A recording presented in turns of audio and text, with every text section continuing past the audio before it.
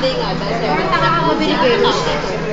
Si Rose na kami. Pati ko dito siya. Hoy, hindi ako nagpipicture siya nga.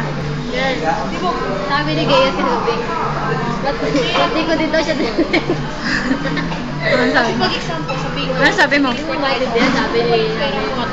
ni Diaray. Sabi, natulog na lasing.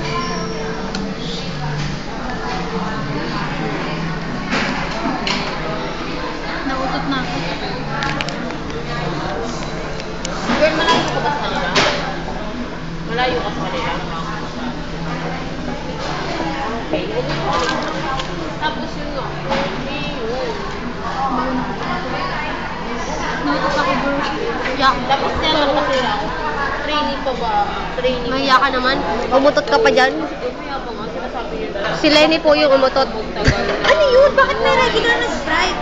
Kahit po nga kaya na-endorse ko sila, ganyan. Kaya nga 80 yung akin eh. Ba't wala ka bang kasamang soft drink? Yung chokan na? Wala. Bakit? Forecast eh. Ha? Bakit mo, Lenny? Hindi pa ako Ngumiti ka Yun lang, yun nga, lumitin. 9,000 sila.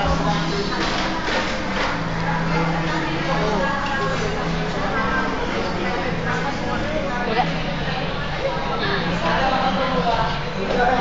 5 days lang nga daw. 5 days lang.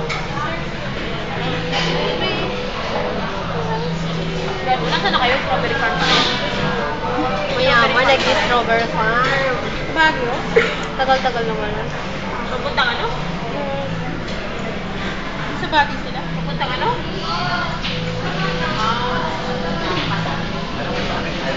Sino mga kasama niya? Si Joe kasama niya? Dahil kayo kasama niya rin? Diop niya ngayon. Kasama dami. Ha? May kwento ka mamaya? Tungkol saan? Okay. Sige, sige. Kwento ko sa akin na.